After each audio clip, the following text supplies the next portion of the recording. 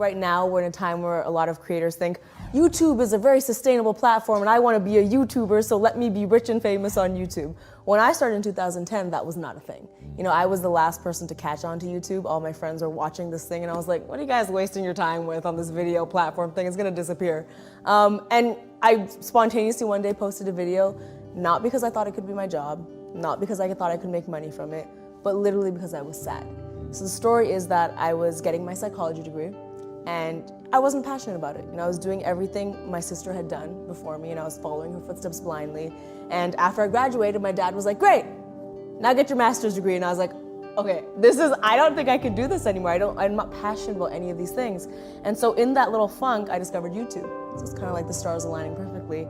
And I posted a first video really spontaneously.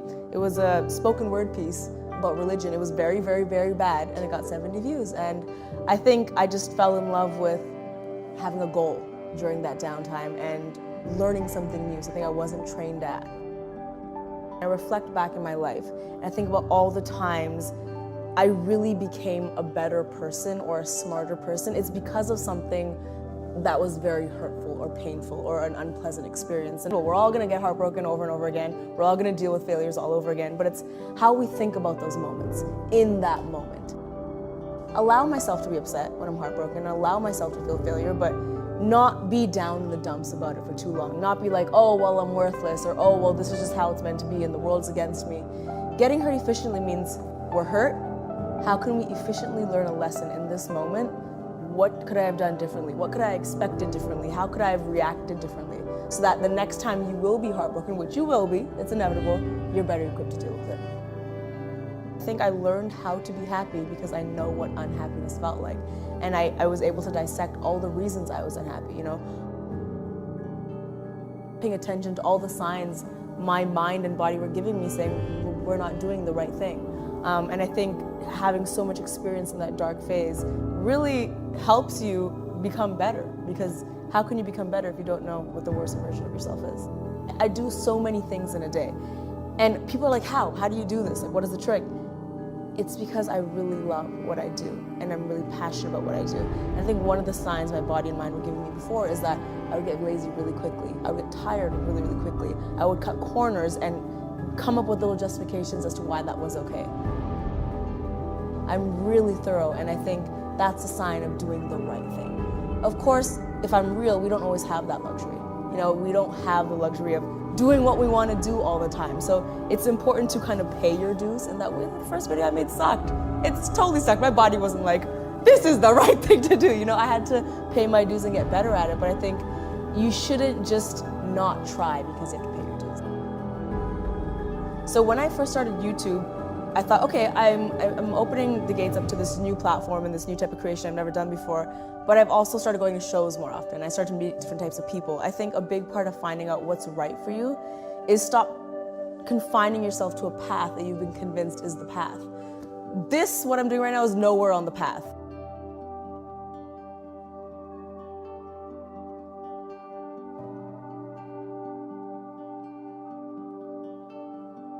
There's so much out there that you don't even know exists, and I'm a testament to that. I make videos on the internet. Ask my mom if she thought that could have been a job when she was growing up. You know, so I think it's all about just really getting out there and seeing what's available. There's some mornings when I wake up and I'm like, I don't even care how tired I am. I'm so excited about this day. So I think being excited to wake up, also, you'll just see it in your energy, I think, as well. The little pep in your step I have when I'm walking to set is really telling. Also, the people you surround yourself with. I think when you start to get surrounded by people, and my team is a great example of this, that really bring out the best in you and you feel yourself growing. This entire career path has been everything but comfortable. No part of it's comfortable. So even on the days when I come home and I think, that was horrible, that audition was horrible, I can literally feel part of me evolving as like, okay, but you did it and now you know for the next one what to do. You'll know what to expect for the next one. And those scary things are all signs that you're doing the right thing because you're growing. I have this thing where I like to visualize things. I know, because it's easy to talk about all of these things and then talk about Tumblr quotes and like, oh, cool, success. But when you're actually down to it, it's hard. It's hard walking into an audition, for example, and then doing really badly and going home and thinking, like, oh, well, I stepped out of my comfort zone, so I should be happy. That's not a practical thing that's gonna happen. You're gonna go home, you're gonna be sad, you're gonna eat the ice cream. This is me, this is the goal. There is nothing in between there. I need to create what is in between there. Whether I do really well or really bad, that's gonna be a step. And I think visualizing every failure as a little stone towards where you need to go is really helpful. The reason I'm so big on ownership is because I'm obsessed with efficiency. And I just feel like it's so much more efficient to take ownership for things than to not. Because if you don't take ownership for something, who's gonna fix it? Then it's just hanging there in the air of this unsolved problem that no one's addressing. When you take ownership for a mistake or a decision or something you did, not even a mistake, maybe a bad audition you did, you are then able to at least work on it and improve for the next time. If you don't take ownership, like, oh, it was the casting director, oh, it was because I was sick, it was because of whatever, you've literally said, okay, I need to change nothing now. It's not in my control. Taking ownership means you've taken control to actually make a different impact the next time you do that thing. I am on a roller coaster just like everybody else. It's okay to feel crappy sometimes. I think it's important to feel crappy sometimes. Your self-worth has to come from not only yourself, but your environment. I'm really big on your physical, spiritual, and even the people around you are really important. So when I went through a lot of failures, when I'm with my team and my friends that are kind of not only supportive, but can really relate to what you're going through, and it's really helpful. So how do you dig out of that? Obviously, you gotta love yourself. That might be hard. Surround yourself with good people and a good environment. You have to be obsessed, and I know the word obsessed has a negative connotation, and rightfully it should a little bit. I think anyone who's really great at something is because they're obsessed. They wake up and they're thinking about it, and throughout their day they're thinking about it, and when they sleep they're thinking about it. In the middle of the night they might wake up thinking about it. That is me with this. Video ideas, I wake up in the middle of the night and I have to wake up and jot something down. Some of my video ideas are little dreams I've had, so like working in my sleep. There is a level of obsession, and when I say that, usually people say, well, that's not really that healthy. And you're right, some of it is a little unhealthy. Sometimes it does take over my life. Sometimes I do have to draw the line and I say, nope, I need to go meditate in my room, I can't do this. But I don't know of a single successful person that didn't for at least a little period of time have that obsession. But I'm very scientific with things. I'm very, like, when I write down my thoughts, I will literally dissect them, figure out what problems they are, come up with solutions, and then write down the solution. So I'm very mechanical. I do believe that humans, we are complex, we have feelings, we have emotions, but I do think when we strip all that away, there are very easy solutions to a lot of our problems that we make complicated. You want to achieve something at such a level, like, it costs a price, because I do fear right now, with all the cute Tumblr quotes and all the, the idea that you're special and you're worth it. Everyone's special and you are worth it, but you need to work for it. Like, it's not gonna, a Tumblr quote of you believing in yourself is not gonna get you success. So I also do fear that the opposite of that is letting kids know, like, yeah, get your sleep and get this and just believe in yourself and you're special and you'll get it done. Like, is that really gonna get them success though? It's that in combination with a lot of hard work. My obsession has given me great purpose. I know what it feels like to wake up and just aimlessly be like, guess I'm gonna go through the motions of my day and maybe I'll talk to this person, I'll eat these Fruit Loops, cool, I'll do whatever I need to do. Waking up with my obsession is honestly exciting. I get to wake up and I get to make rules and break rules. When you have an obsession, no matter what industry you're in, you get into that mindset where you're like, what else could I do to innovate this? What could I do differently? What could I do that's never been done before? So every day you really feel like you're adding value to the world and adding value to the people around you. That's the beautiful part of obsession. My obsession has led me to 13 million subscribers that watch me and also gain inspiration from what I do. And I'm hoping the people that surround me every day are also inspired by some of the stuff we do. So it's the chain reaction you cause. That purpose, and you give other people purpose, and now they're gonna give someone else purpose. You lose a little sleep, but look at the result. It's a small cost to pay, I feel. And I love sleep. There's gonna be days, like on tour is a prime example. There's days where I get 2, and I wake up and I'm like, let's go, let's do the thing. It's a small cost to pay sometimes for a big result. Encouraging the hustle. It's like I'm doing all this funny stuff. It's not, a 10-minute video doesn't take 10 minutes. It takes a village and it takes a lot of time. I'm not shy to let people know how much work this takes. I think that's what makes what I do so special. Because back in the day, traditional, for lack of a better word, celebrities, they were perfect. They were always on and always flawless. I would like to show people a person who works really tired, works really long hours, gets really tired, gets pimples, and like that's what it takes to do what I'm doing. You know, it's not just that I show up and everything's glamorous and then I reap all the benefits. That's not what it is. That's not what it is for anybody, but it's not. It's a lot of work.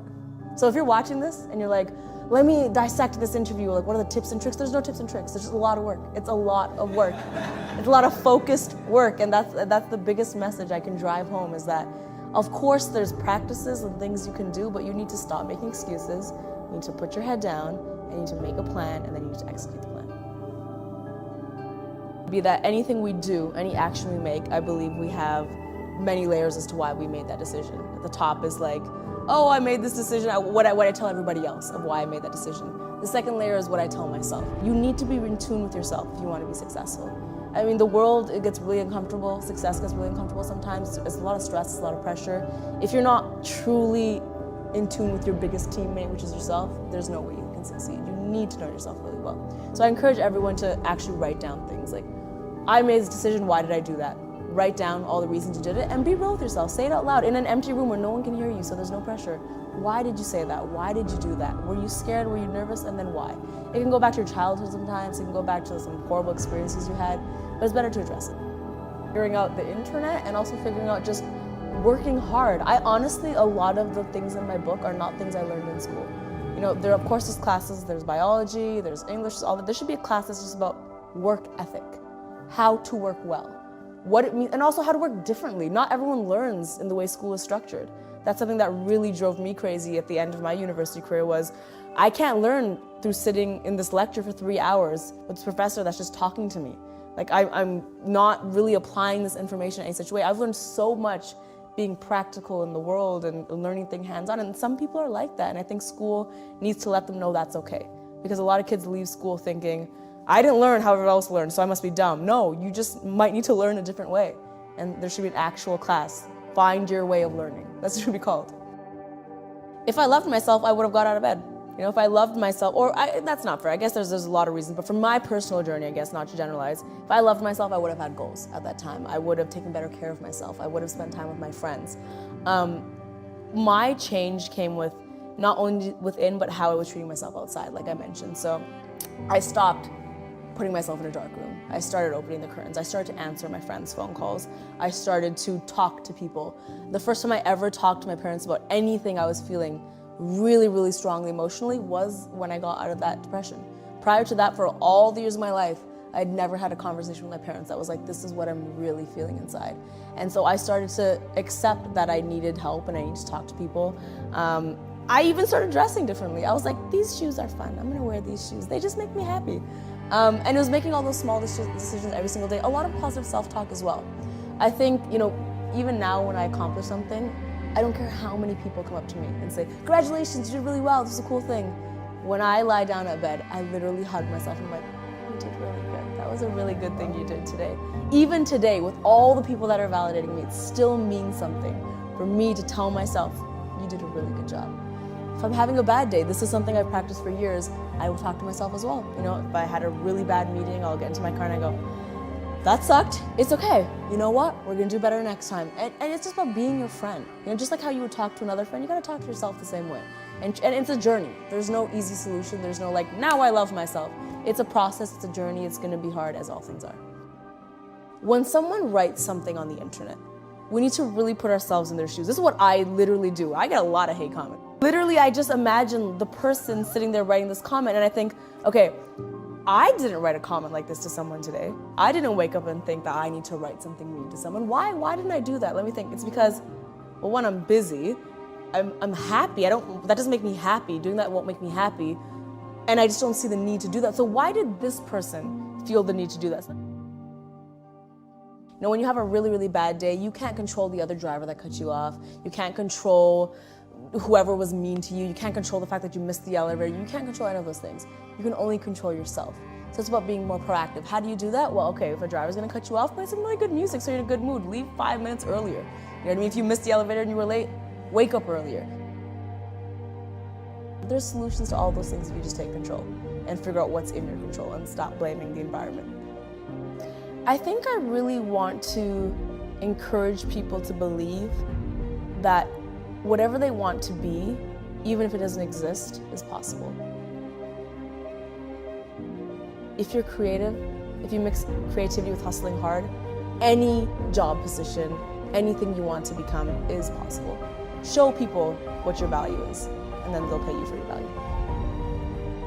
I felt that when I decided to take that year to hustle really hard, that backup plan was always in my mind as something to fall back on. So anytime I would work really hard, I would think, oh, well, if I don't figure this out, I have that backup plan. And if this video stuff doesn't work out, then I won't fail because I have that backup plan. But because I was doing that, I think I wasn't putting the 2,000% effort I needed into things because there was always that safety net there. When I officially decided, no, I am not going to do that. I'm going to do what I set out to do, which was do entertainment, and in this year, I'm going to become successful. I started doing things with so much more effort and relentlessness where you could see the difference in the result. And I know that's really scary, and a lot of parents disagree with me when I say this, but I think it's important. I think, kids need to be given credit. I think if they have a plan A and really, really give it their all and see years and years from now it doesn't go anywhere, they will figure it out. I think kids these days are really smart and they have a lot of options and they have a lot of resources. And the fact that I'm sitting here with the career that I have is a testament to that.